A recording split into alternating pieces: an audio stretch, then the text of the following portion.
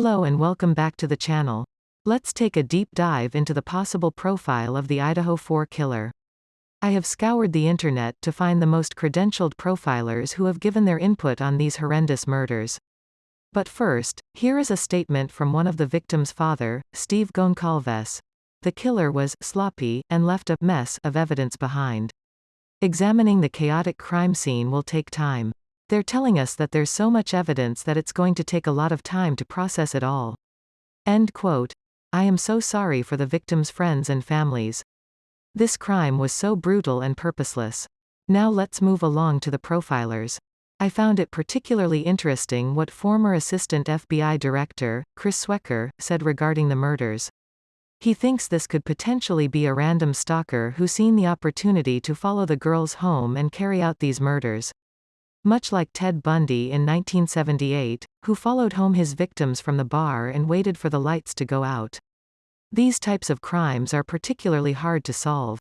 Swecker does not believe these acts were targeted and even went so far to say that he would not feel comfortable letting his own children go back to campus after Thanksgiving break. He recommends postponing the holiday break until the killer is found. Another top criminal profiler in the nation is Dr. Casey Jordan. She also has a serial killer theory. You could have somebody who is a potential serial killer who has been thinking about doing this for a very long time, she tells Inside Edition. If the fantasy was fulfilled, then the fantasy will bloom even larger and very often, the murderer will feel compelled to do it again. But Jordan says another, and perhaps stronger possibility is that the victims were acquaintances with their killer.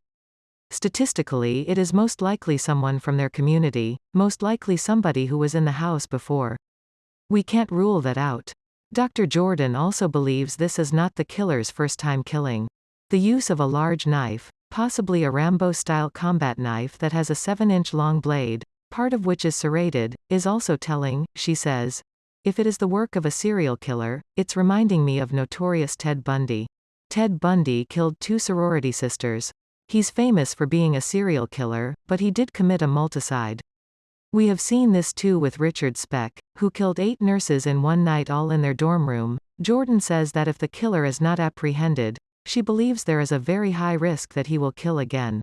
Now, let's take a look into the most common traits of a serial killer from FBI Special Agent Robert K. Ressler. Over 90% of serial killers are male and they tend to be intelligent, with IQs in the bright normal range. However, they do poorly in school, have trouble holding down jobs, and often work as unskilled laborers.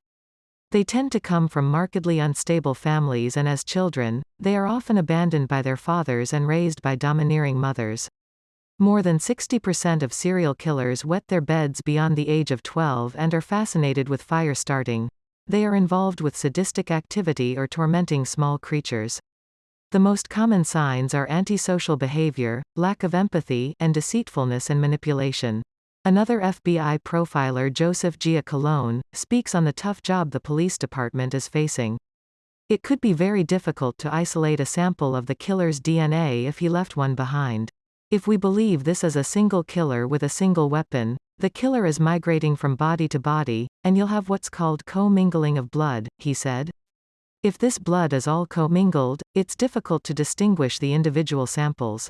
We all hope this is not a serial killer in the making, but as more time passes, and no suspect is arrested, it does seem to fit the crime. Please weigh in, what are your thoughts? A serial killer? Or someone the victims knew? Do you think the killer had been inside the house? Thank you for watching and I hope you tune back in for more updates. If you enjoy this content, please like and subscribe, it really does help.